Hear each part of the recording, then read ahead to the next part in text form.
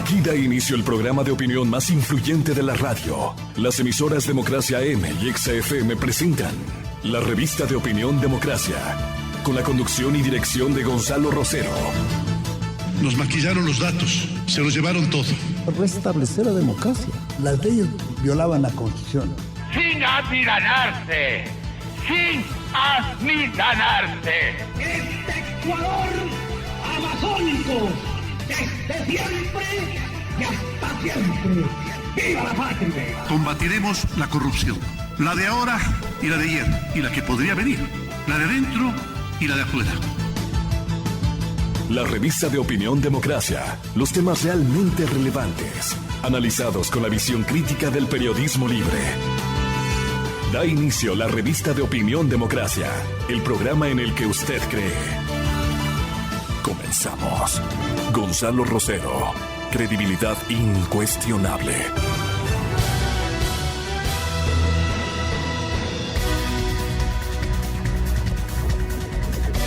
Buenos días, amigas, amigos. Estamos ya iniciando este viernes, ¿no? El primer viernes del 2021. Sí, el primero, digamos así, ya de una semana de trabajo.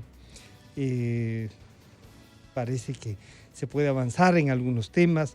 Todavía el mundo sigue asimilando lo que pasó ayer, antes de ayer en los Estados Unidos. Como que se vuelve a encarrilar, las instituciones comienzan a funcionar y claro, uno dice ahí, es importante, la institucionalidad es la que garantiza la democracia, es la que garantiza que algún populista de estos que llegan a la presidencia, no solo en América Latina, algunos memes, algunas cosas, decían, Estados Unidos, bienvenido a América Latina. Y claro, si eligen a un populista, a un tipo que quiere hacer lo que a él se le ocurre, porque a él se le ocurre, pasan estas cosas, ¿no? La democracia tiene estos trabajos diarios.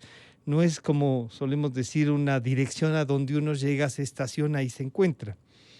En fin, en el Ecuador, en cambio, el debate presidencial ha convocado y nos han convocado en el Consejo Nacional Electoral un grupo de ciudadanos y ciudadanas para no otra cosa, y eso vale la pena que quede claro, no otra cosa, sino que hacer un acompañamiento al Consejo Nacional Electoral para que defina lo que se ha de hacer, lo que dice por ley. Un debate en los tiempos, los temas, cómo se ha de conducir, quién puede hacer esa conducción, y hoy me parece que tendremos una primera reunión para resolver y plantear esto que es un acompañamiento, porque ¿qué nos motiva a aceptar estar ahí? El que tengamos la posibilidad de interesar a los ecuatorianos y ecuatorianas para ver el Ecuador del futuro, cuáles son las opciones y qué país queremos, cómo estamos visualizando el Ecuador del futuro. Dicho esto, vamos a ver si está el señor doctor Almeida.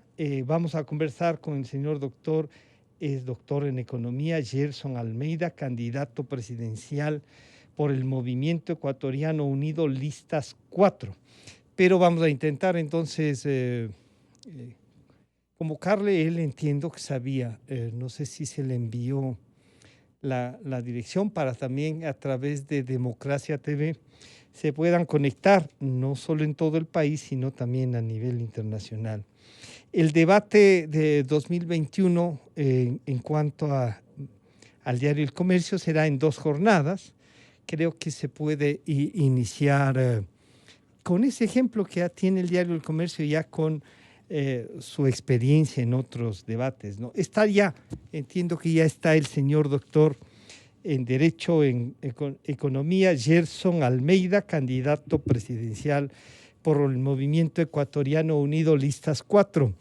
Doctor Almeida, bienvenido, buenos días. Muchísimas gracias, muchísimas gracias por esa bienvenida, gracias a todas las personas también que están escuchando hoy y que haya mejores tiempos para nuestro Ecuador. Gracias. Gracias a usted por acompañarnos. 2 cosas que en principio me gustaría ¿Usted puede describirse quién es, qué ha hecho, dónde nació?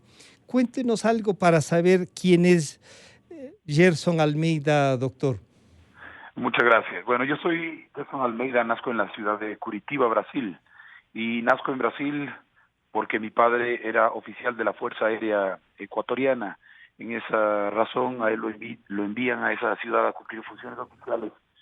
Entonces nazco yo ya, mi padre ecuatoriano, mi mamá también ecuatoriana. Posteriormente regresamos al Ecuador, nos fuimos para Londres, regresamos nuevamente a Ecuador, nos fuimos para la ciudad de Caracas, Venezuela, donde yo me graduó como bachiller, también por funciones oficiales de mi padre. Y luego regreso a la ciudad de Quito, en donde me recibo como licenciado en Ciencias Jurídicas y Sociales, abogado de los Tribunales de la República, doctor en Jurisprudencia, especialidad de Derecho Económico Internacional, tengo una maestría en Teología, y soy también pastor evangélico. En este sentido, he tenido relacionamiento con todo el pueblo cristiano alrededor del Ecuador, y esto me ha permitido tener no solamente relacionamiento con ellos, sino también con mucho factor social, bases sociales. Hemos trabajado con familias que tienen problemas, con personas que son vulnerables, mujeres maltratadas, factores sociales, en fin, hemos creado una fundación también para dar ayuda, soporte, apoyo a este tipo de personas. ¿Cuándo le interesa, señor doctor Almeida, la política? ¿Cuándo decide intervenir? ¿Y cómo llega al movimiento ecuatoriano unido, Listas 4, que le motivó con toda esa experiencia, siendo hijo de un militar que ha tenido funciones diplomáticas, por lo que nos comenta, esa visión universal que no todos tienen, en realidad no todos tienen la posibilidad de esa, le debe generar una idea de lo que debe ser un país. Pero, ¿cómo llega al movimiento ecuatoriano unido, doctor Almeida? Así es. Yo tuve, como le digo, esta capacidad o esta oportunidad que Dios, la vida nos da para viajar, hizo que yo esté, por ejemplo, en la transición, justamente en la transición de lo que le sucedió a Venezuela. Yo vivo en Caracas, Venezuela, cuando se empieza a terminar esta fase de Jaime Lucinchi, Carlos Andrés Pérez, y la transición. Estuve en el Caracazo, de tal forma que entiendo perfectamente que hay que hacer cambios de timonel en nuestra sociedad si no queremos ir igual que el destino de algunas otras sociedades, y pude ver muy de cerca esto. Fuimos desarrollando todo un esquema de pensamiento político que se llama el pragmatismo ético después de mi especialidad, esto hace unos 20 años, aproximadamente 25 años. Y hace un año y medio prácticamente, empiezan a darse ciertas cuestiones de vulneración al debido proceso en el Ecuador. Por ejemplo, aplicaciones directas de Corte Interamericana de Derechos Humanos en el tema del matrimonio igualitario, etcétera, en donde muchos que tenemos la convicción, somos también activistas pro vida, los que tenemos la convicción acerca de la vida, de la familia, etcétera, salimos a las calles a manifestarnos, pero de manera multitudinaria en las 24 provincias. Desgraciadamente eso no pudimos tramitarlo debidamente. Luego vino el asunto de la discusión al COIP con respecto a las reformas del Código Penal, lo que pretendían hacer la reforma cuando la norma constitucional establece que la vida se respeta desde la concepción y se protege aquí en el Ecuador.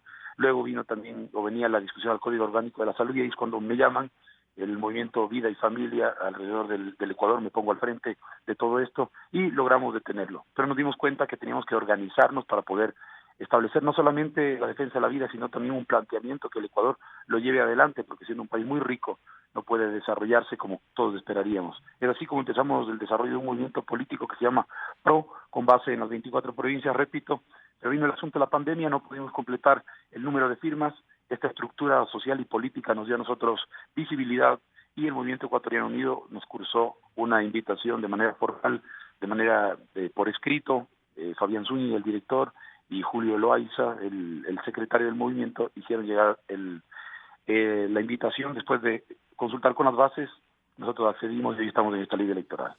Doctor Almeida, el Ecuador, por definición y por la Constitución, es un Estado laico, ¿no es cierto?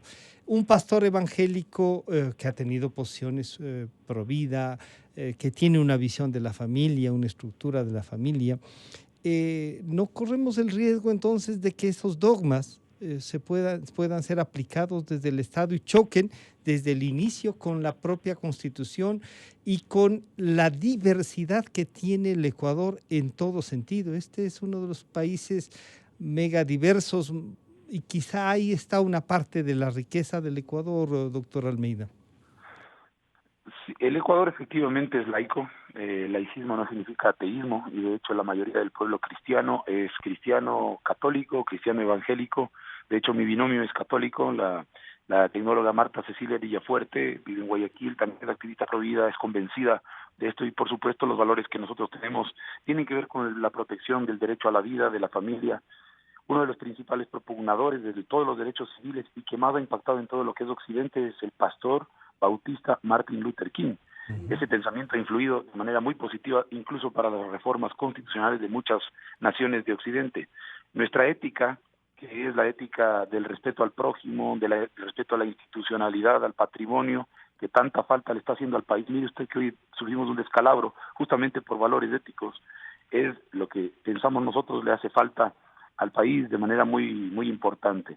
De ahí nosotros no pensamos, o personalmente no pienso establecer una ideologización con respecto al tema del cristianismo. Cada cual tiene libertad a pensar con respecto a eso de manera libre, pero también hay que considerar que estamos en el Ecuador, que también garantiza la libre participación desde el punto de vista legal de los ciudadanos de elegir y ser elegidos, de tal forma que no entendemos que haya ninguna antinomia o contradicción en este punto específico, más bien un aporte muy importante a la sociedad. El pragmatismo ético, ese pragmatismo ético que tiene que ver casi, digamos, con la carta, con respetar el pacto social como la constitución política, o sea, la Carta Magna del Ecuador.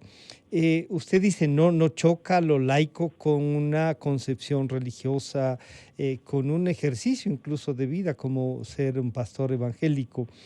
En los momentos de debate nacional, cuando se trata la opción por los más pobres, y usted nos ha dicho defender la propiedad privada, ¿cómo equilibrar esa defensa, esa adhesión a los más pobres y la propiedad, que es un debate, digamos, ya sobre cómo se ha de administrar un país? Bueno, lo uno no tiene contradicción con lo otro, ¿verdad? Porque asegurar la propiedad privada y asegurar los derechos de las personas que tienen menos recursos no tiene absolutamente ninguna contradicción. Por el contrario, lo que el pragmatismo ético hace, como usted muy bien señala, es poner en equilibrio todos los factores de producción, y aquí consideramos lo que es patrimonio, lo que es fuerza de trabajo, capacidad laboral. Nosotros vamos a establecer un sistema mediante el cual ni las personas que están en un extremo ni en el otro van a conculcar o afectar los derechos de las otras personas. El Ecuador no tiene pensamiento político propio desde hace 200 años. Lo que hemos hecho es importar ideas de la derecha, de la izquierda. Lo que tenemos es una serie de paradigmas de pensamiento clásico, pero que no tienen un sustento práctico en el Ecuador. El Ecuador es más bien es un país que puede desarrollar su propio diseño de desarrollo, y por eso es que nosotros hemos desarrollado este pensamiento del pragmatismo ético que desarrolla ideas a partir de la practicidad sobre una base ética para no conculcar o no afectar los derechos del prójimo. Señor doctor Almeida, usted acaba de afirmar una cosa que dice, hemos importado ideas de todas partes del mundo. Claro, tanto hemos importado que somos católicos practicantes, una inmensa mayoría, y cristianos, como usted mismo ha dicho, la inmensa mayoría de los ecuatorianos, cosa que no era pues hace 200 años lo que es ahora el Ecuador. Entonces, la cultura, la política, las visiones se van sumando. Lo importante es cómo desarrollamos y cómo la aplicamos a nuestras realidades, ¿o no? Así es, y por eso estamos planteando una nueva visión. ¿Ya? Esa nueva visión tiene que ver con los respetos básicos, podríamos decir, esa parte de conservar la estructura desde el punto de vista cristiano, desde esa visión, y cómo empatar entonces con los que a ellos, con los que podrían decir, queremos otras libertades, buscamos otras éticas. ¿Se puede plantear así? Sí, bueno, no nos olvidemos que el concepto de democracia parte del criterio de la mayoría de los ciudadanos. Uh-huh. Es importante considerar el criterio de las minorías y está consagrado eso en la Constitución. Sin embargo, los destinos que rigen a una sociedad están vistos desde el punto de vista del entendimiento de que el contrato social se basa de una decisión que se da a través de las elecciones, y estas elecciones determinan la opinión de una mayoría. Por ejemplo, en temas con respecto a estos temas que son sensibles, la Constitución y las leyes responden a una cosmovisión. Ahora, Desde el punto de vista estrictamente gubernamental se respetarán y se garantizarán desde nuestro gobierno todos los derechos civiles. Aquí se ejerce un derecho civil y el goce de una obligación, no desde el punto de vista de una afiliación religiosa, racial, étnica, de ideología, sino de acuerdo con la jurisdiccionalidad que le da a un ciudadano ecuatoriano haber nacido en territorio ecuatoriano. Eso se garantiza desde el punto de vista civil, es decir, que a nadie se le va a conculcar ni se le va a perseguir en ese sentido. El pleno uso de los derechos es una base para que la democracia se pueda desarrollar libremente. Ahora, la convicción religiosa de cada uno es voluntaria, en eso no se puede obligar a nadie. Doctor Almeida, pasemos entonces a lo más práctico. Usted va a tener, si llega a recibir el voto de los ecuatorianos, que estructurar un gobierno. Y claro, uno dice, si bien ya tiene un partido que lo está auspiciando, Ecuatoriano Unido, listas 4, tiene una posible gabinete, sabe por dónde puede escoger, ¿cómo organizaría un gabinete usted, doctor Almeida? Precisamente el pragmatismo ético lo que busca es la excelencia y la eficiencia. Es uno de los principios básicos de la concepción de lo que es pragmatismo ético. Hace un año, le vuelvo a repetir, hace un año nosotros ya teníamos claramente establecido un diseño de gobierno, no un modelo de desarrollo, sino un diseño de desarrollo, y en eso de ahí estamos hablando de lo que es la parte orgánica del gobierno, lo que es gabinete, dentro del cual están hombres y mujeres, la mayoría de ellos con una base mínima de tercer nivel de educación superior, con una convicción fuerte de servicio, con una convicción fuerte y además con un conocimiento académico. Esto de aquí nos tiene que llevar a la generación de políticas de Estado que el Ecuador no tiene. El gran desafío que tenemos en este momento es, primero, construir algo que ninguna de las generaciones pasadas nuestras, y en eso sí nos quedan debiendo todas las generaciones anteriores, es una política de Estado. Aquí hemos tenido políticas públicas, como hablábamos hace un momento, izquierda-derecha, lo que han hecho es contraponerse, viene la política de la derecha, rompe la anterior del próximo gobierno y así sucesivamente de acuerdo con este péndulo político. Esto significa que nuestro gran reto es, desde el punto de vista académico y desde el punto de vista práctico, construyamos políticas de Estado que permitan a los que vienen detrás aprovechar de esto de aquí sin hacer reflexiones de tipo dogmático, que es justamente lo que usted se refería, que es lo que tiene postrado básicamente el Ecuador. Doctor, va a tener un presupuesto con 7.000 millones de dólares en déficit. ¿Cómo financiarlo? ¿Qué hacer? Y cuando hablamos del tema económico, si tiene un presupuesto con 7.000 millones de déficit, ¿qué es lo que va a quedar? No sabemos si se puede aumentar. La deuda está alta. ¿Cómo enfrentar esa parte? ¿Cómo enfrentar la parte del presupuesto de este año, no para visualizar los 4 que podrían gobernar, sino las de este año y cómo terminar este año, doctor Almeida? Es un gran reto y justamente por eso es que tomamos el asunto. Mire que la luz tiene que brillar cuando hay oscuridad, es decir, que tenemos que plantear soluciones que son, desde el punto de vista de la definición, prácticos, ¿no es cierto? Uno de los paradigmas grandes que nosotros tenemos en el Ecuador es tratar de solucionar las brechas fiscales, el endeudamiento, el déficit, y etcétera, etcétera, con la consecución de más créditos. Celebramos los ecuatorianos con bombos y platillos cuando se concede un crédito, por ejemplo, del Fondo Monetario Internacional desde la derecha o la China desde la izquierda, y esa no sería la solución. Nosotros estamos planteando por primera vez activar a la nación. Estamos de acuerdo con términos como reactivación. Lo que se tiene que hacer para solucionar los problemas de manera al corto y mediano plazo es activar a la nación de manera práctica para que se pueda generar recursos y riqueza para afrontar lo que es la deuda legítima y la deuda ilegítima. La deuda ilegítima, que además a nosotros nos cuesta ingentes cantidades de recursos, tiene que ser declarada ilegítima, y la que es legítima tiene que ser honrada. Pero ¿cómo usted diferencia cuál es la deuda legítima y la deuda ilegítima? Ese fue un discurso que nos ha llevado 14 años a problemas mayores frente al mundo.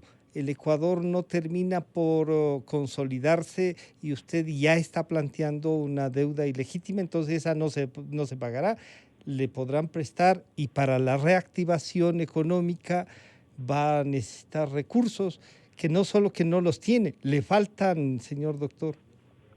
Bueno, no estoy de acuerdo, vuelvo a repetir con el término, para empezar desde la última parte, no estoy de acuerdo con la palabra reactivación, porque el Ecuador no ha estado activado nunca, entonces no hay término de referencia. Entonces hay que hacer una activación, pero correcto. Para activar también necesita plata. Correcto, y nosotros no tenemos que pedir prestado, entonces el paradigma de pensamiento es, si no honro la deuda, no me van a dar más crédito, y eso es lo que hay que romper, justamente. Nosotros planteamos por primera vez, y dentro de los últimos 150 años, que es un proyecto realmente ambicioso, pero lo vamos a anunciar de manera formal en los medios de prensa, en la rueda de prensa en los próximos días, en donde inversionistas extranjeros, mediante una alianza público-privada, haremos la construcción del tren intermodal, que no es lo mismo que el tren que acaba de ser declarado nefasto o caduco, y que prácticamente lo están liquidando, porque solamente tenía costos muy altos en cuanto a turismo. Nosotros planteamos la construcción del tren intermodal que conecte al país de norte a sur, de este a oeste. Generamos la inversión para un primer momento de $7,000 millones como alianza público-privada. Conectar desde el norte hasta el sur, pasando todas las ciudades del Ecuador, desde el este hasta el oeste. Es un proyecto bastante ambicioso. Esto nos va a activar la economía, nos va a activar el turismo, nos va a activar el agroturismo. Las personas medianos y pequeños productores de agricultura van a poder sacar sus productos al puerto o al consumidor. Eliminaremos los factores de distorsión, se garantizará el empleo de muchas personas, de miles de personas, pero no desde el punto de vista demagógico, sino práctico. Y entonces, pero ahí permítame interrumpirle porque está bien, sí, pero está bien ese planteamiento, doctor Almeida, pero... Permítame, termino la idea para poder culminar, si no queda a medias y queda ahí inconcluso. Esto le garantiza a usted la dolarización y le rompe el paradigma de pensamiento clásico del endeudamiento, que es respetable, ¿no? Estamos acostumbrados a eso. Y ¿Cómo romper ese paradigma desde el punto de vista práctico? Usted dice la activación, pero para la activación necesita recursos. Nos plantea en esa activación, permítame preguntarle así. Si usted nos plantea una activación, porque dice usted nunca ha estado activado el país, una activación económica que vienen en primera entrega, inmediatamente. De inmediato, para financiar el proyecto o de gobierno, el tren este que nos plantea, o para financiar el presupuesto. Y le digo, señor doctor, usted sabe, el presupuesto es algo que en donde está el pago de salarios, está ahí la salud, está ahí la seguridad. Si le faltan 7,000, va a financiarlos ¿con qué? ¿Con más impuestos? Usted ha dicho que con deuda no. ¿De dónde va a obtener esos 7,000 millones que le faltan? Primero hay que entender que el presupuesto no llego yo el primer día de gobierno, ni en el primer trimestre voy a plantear yo el presupuesto, eso queda establecido. No, ya está, por eso entonces, le falta. Lo que nosotros tenemos que hacer es activar la nación. Con eso esto genera mercado, genera mayor recaudación, no tiene que aumentar los tributos, tiene inmediatamente usted mercado, tiene usted inmediatamente consumo, no tiene que hacer políticas de shock, no tiene que incrementar los combustibles, usted tiene más dólares en el sistema financiero y usted inmediatamente logra una activación, y ese es el reto, ¿verdad? No podemos nosotros, usted me dice inmediatamente cómo va a financiar el presupuesto. Desgraciadamente tenemos que tomar un presupuesto que está ya planteado. El próximo año sí, nosotros empezamos a ver esto, pero inyectamos inmediatamente el capital que se necesita. Así subsiste la dolarización y así subsisten los proyectos. Bueno, usted dice, si van a ver que no se puede negociar una deuda, que ya encuentra una deuda ilegal, y le pediría ahí una definición. ¿Qué es una deuda ilegítima? Sí. Hay una diferencia, ¿no? Yo como abogado conozco que hay una cuestión que es ilegal y otra cosa que es ilegítima. Hay cosas que se hacen legales que son pero son ilegítimas, claro. Y existen figuras para desbaratar lo que es ilegítimo. Por ejemplo, un acto colusorio se destruye aunque haya tenido apariencia legal. ¿Cuál es una deuda ilegítima? Una deuda que contrajo un gobierno anterior, que además nos tiene hipotecados en nuestro petróleo, que la infraestructura de eso no está funcionando, y yo creo que los ecuatorianos, al menos de esta generación, ya se cansó de tanta cosa, ¿verdad? Y tenemos que empezar a llamar lo que es blanco, blanco, y lo que es negro, negro. Y esto de aquí nos llama al desorden. La que sí está adquirida legítima y además legalmente. Un ejemplo, doctor Almeida. Negociar, claro que sí. Un ejemplo de esa deuda. Un ejemplo de deuda ilegítima. Por ejemplo, de lo que está contratado, de lo que tiene que ver. ¿Cuál sería? ¿Qué crédito usted cree que es ilegítimo? Por darle un ejemplo, diría, lo que le prestó la China con la propia condición para hacer Coca-Cola Sinclair, por ejemplo. Exactamente, ese es deuda ilegítima. Créame usted que a nosotros nos indigna el hecho de que una persona que nace en el Ecuador el día de hoy debe $23,000. Eso es lo que debe un ecuatoriano que nace hoy a la deuda, solo la deuda china. Y eso lo tenemos que pagar. ¿Y dónde lo vamos a pagar? Y esa infraestructura ni siquiera está prestando el servicio. Entonces, ya desde el punto de vista de la honra nacional, eso se tiene que declarar como lo que es.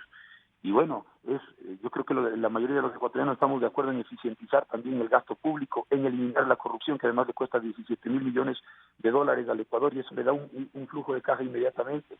Es decir, se tienen que eliminar todos los factores de distorsión que al Ecuador no le permiten desarrollarse. Estamos sentados en una mina de oro y tenemos que pedir prestado para pagar las deudas, eso no es concebible. Ahora que estamos sentados en una mina de oro, entonces frente a usted al modelo que algunos le llaman extractivista, a este modelo de usar lo que tenemos, ¿usted estaría para promocionarlo en petróleo, en minería, no sé, garantizar el agua, por ejemplo, doctor? Nosotros comprendemos claramente que existe en uno de los 5 ejes del proyecto económico y de productividad que nosotros hemos planteado, está el desarrollo de un ecosistema sostenible y sustentable. ¿Qué quiere decir esto del desarrollo sostenible?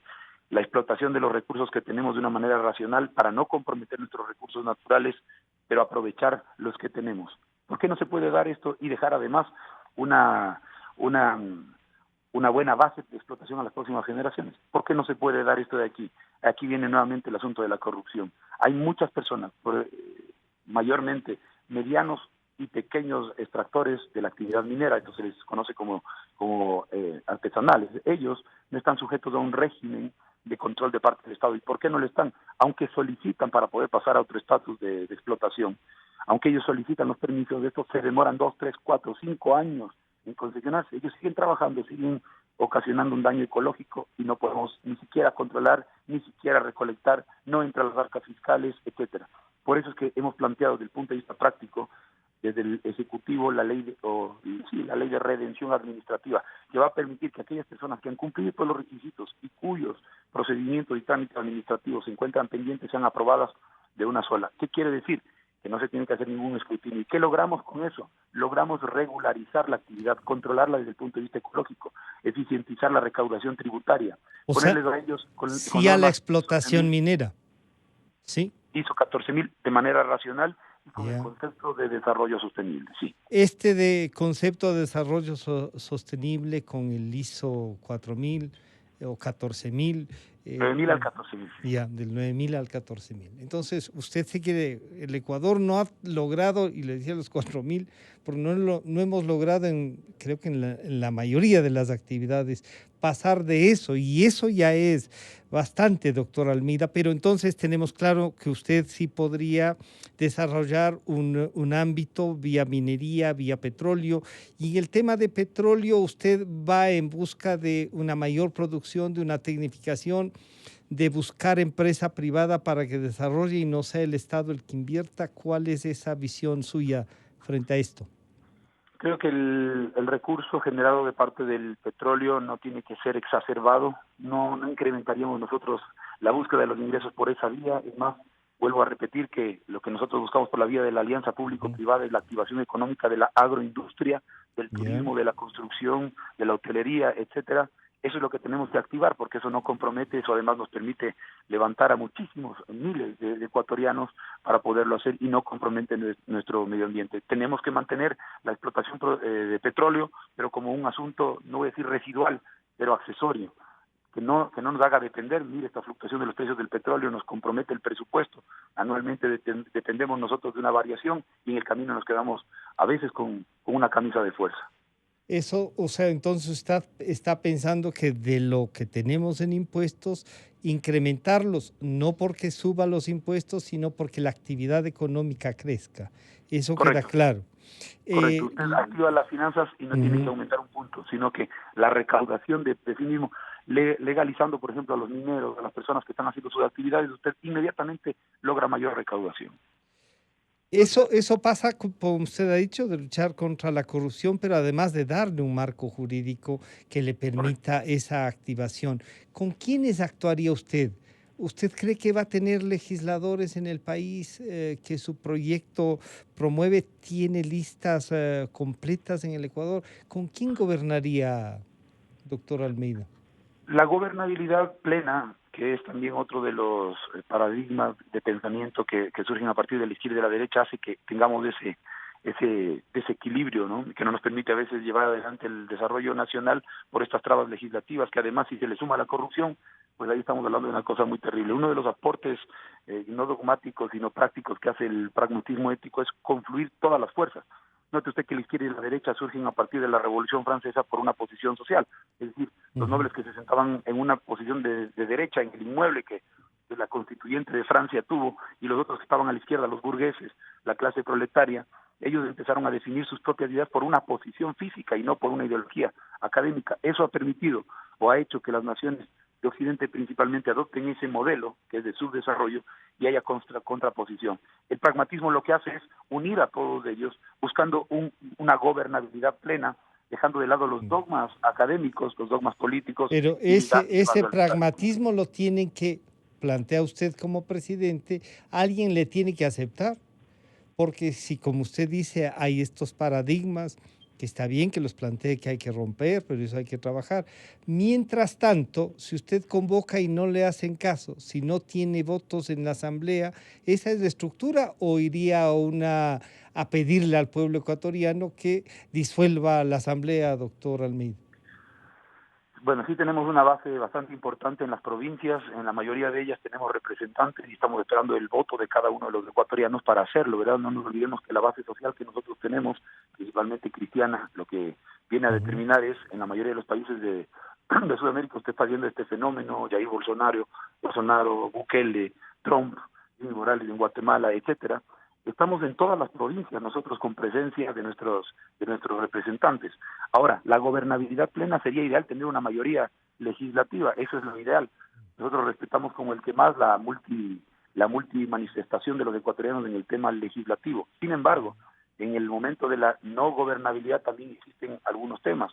Y creemos nosotros, no para disolver la legislatura como un tema de proposición inicial, pero sí creemos nosotros que tenemos que reestructurar a nuestro Estado y esto va por una reforma a través de una constituyente para entender bien la parte orgánica y dogmática que le permitan al Ecuador ser práctico y no tan dogmático. Gerson, usted acaba de dar varios nombres que podría decirlo personalmente para no hablar en nombre de todos, ya me asustaron. ¿Con cuál de esos nombres que usted nos presenta se identifica más usted? Bueno, con respecto a los nombres de los gobernantes latinoamericanos, sí, lo que me estoy refiriendo es a la tendencia del voto cristiano. A eso me estoy refiriendo. Pero esa tendencia del voto cristiano escogen a gente como Bolsonaro o Bukele o Trump. Y vea lo que acaba de hacer Trump hace 2 días en los Estados Unidos. Sí, no me estoy identificando con la manera de ser de cada uno de ellos, ¿no? Porque cada uno es su género. Bolsonaro tiene su propia forma de ser, Trump tiene la propia, Gerson Almeida tiene la suya, cada uno en su cosmovisión. Por ejemplo, ellos representan a la derecha, yo estoy representando al pragmatismo ético, ¿no? Son líneas de pensamiento propias de cada uno de ellos, pero la tendencia del voto, que va por convicciones, es lo que determina, y más allá de que nosotros estemos o no de acuerdo con lo que hacen esos presidentes, es lo que la sociedad de esos países determinó para ese periodo ejecutivo. Doctor Almeida, entonces, cuando nos habla de generar trabajo, nos habla de activación del país, debe tener en cuenta un tema de lo laboral. El código laboral y las preocupaciones de algunos sectores, muchos dicen exclusivamente de los que ya tienen trabajo, son esas preocupaciones y por lo tanto serían la minoría. ¿El código laboral debe ser reformado desde su punto de vista, sí, cuidando que no vaya la precarización laboral y de paso cuidando la seguridad social, doctor? Sí, yo en mi calidad de abogado durante estos 20 y pico de años que ejerzo la profesión, he sido abogado tanto de la parte empresarial como de la parte trabajadora y sé que es entendido es parte de la legislación social y deben respetarse. Uno de los aportes también del pragmatismo ético lo que hace es buscar un equilibrio que no conculque los derechos de la clase trabajadora, a los cuales yo, vuelvo a repetir, los he representado durante muchísimo tiempo, pero que tampoco exacerben la actividad económica imponiéndole cargas al empresario, que finalmente cuando tenemos un sesgo demasiado marcado de la izquierda, por ejemplo, lo que sucede es que el empresario, el que tiene la capacidad de poner en marcha una infraestructura de trabajo, lo que hace es sacar su capital y eso no nos favorece a todos los ecuatorianos, en realidad nos perjudica. en ese sentido, la ley laboral, yo pienso que dentro del punto de vista del pragmatismo ético tiene que responder no tanto a criterios dogmáticos, sino a criterios prácticos, y como usted bien dice, no conculquen los derechos de los trabajadores. Si me pregunta, tiene que hacerse reformas a algunos puntos, pero no toda la ley laboral tiene que ser reformada. Y una definición, doctor, se nos está yendo el tiempo, se está acabando, diría yo, sobre la educación. La impronta que usted nos propone podría llamarse, para no ir ni izquierda ni derecha, conservadora y no liberal, podría definirlo así, o también ahí no hay digamos, una definición, sino con el pragmatismo eso puede funcionar. Usted propone una educación pública, una educación privada. ¿Cuál es la propuesta en educación? La educación tiene que ser tratada desde el punto de vista de la política de Estado, que repito, el Ecuador ni en eso ni en nada no la tiene.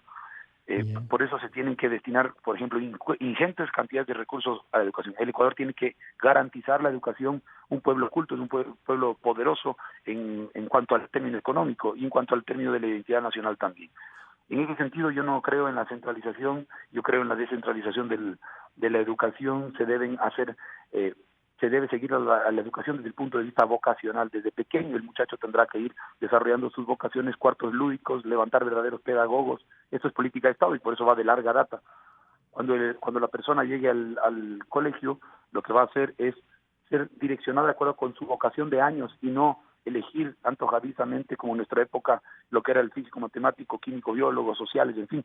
Y peor aún, cuando se gradúa, tiene que estar sujeto a un examen de aptitud o de actitud, ser bachiller, que finalmente, vocacionalmente, le dicen usted no es apto para la universidad y le dejan ahí. Entonces, lo que hay que hacer es un seguimiento vocacional y con eso usted tiene excelentes ingenieros por vocación, arquitectos, etcétera, etcétera. Cuando llega a la universidad usted tiene gente que va a desarrollar ciencia, conocimiento, tecnología, y cuando le incorpora a la sociedad y esa persona va al servicio público, no va a querer medrar los recursos del Estado porque es un hombre que está sirviendo con vocación y en el ámbito privado además está desarrollando ciencia, tecnología, etcétera. ¿Qué visión tiene para enfrentar la pandemia? ¿Cree usted que es bueno que nos vacunemos, que esa es una opción desde la política pública? ¿O es de aquellos que piensa que no, que el virus, como es un tema de la vida, habrá que enfrentarlo de otra manera? ¿Le parece que el plan, lo que se está trabajando en las vacunas es correcto o usted cambiaría eso? Siendo estrictamente prácticos, la vacuna actualmente, esta vacuna no tiene el tiempo de desarrollo y no tiene el tiempo de las pruebas, tanto así que la China está pidiendo ecuatorianos para hacer pruebas de sus vacunas. Nosotros no somos conejillos de Indias, ni creo que tampoco ninguno de los ecuatorianos lo es. Desde este punto de vista, desde la responsabilidad de la salud pública, que también tiene que ser una política de Estado, yo creo que el Ecuador, como gobierno, tiene que garantizar el acceso a la vacuna, pero también socializar los efectos que esta puede tener. Es decir, que aquella persona que conociendo los efectos pros y contras de esto, con respecto a este tema específico de la pandemia, tiene que tomar su decisión y también socializar todos los métodos que podría acceder. Lo que sí creo es que el Ecuador también tiene que prepararse, no solamente para esta, sino para una serie de eventos que se van a dar. El calentamiento global influye en que el sistema inmunológico de las personas disminuya y, claro, asuntos de este tipo, como son virus, bacterias nuevas, vayan a producirse. Por eso es que el país debe estar prevenido y en ese sentido deben destinarse ingentes también recursos a la salud pública como política de Estado para enfrentar esto. La pandemia no es culpa de nadie, pero la manera como se le enfrente, sí, de tal forma que, repito, voluntario en cuanto al asunto de la vacuna. El Ecuador tiene que garantizar el acceso a esa vacuna, de ser el caso, y para las personas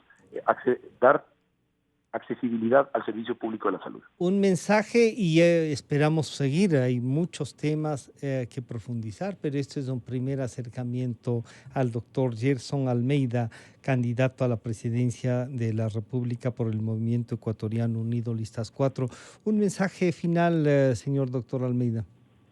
Muchas gracias. Bueno, gracias a Dios que estamos en esta oportunidad de poder servir a nuestro país. El Ecuador no está quebrado, como hemos hablado en esta conversación. El Ecuador está mal administrado y en ese sentido es tiempo de hacer un cambio, no haciendo lo mismo. Derecha e izquierda ya nos han mostrado nuestra a nuestro país la ineficiencia de poder llegar a resultados concretos. Así que Gerson Almeida y Marta Cecilia Villafuerte en la lista número 4, hoy estamos planteando, el Ecuador tiene que levantarse. Así que activa Ecuador, un abrazo cordial siempre para ustedes y para ustedes mis respetos y consideraciones. Muchas gracias.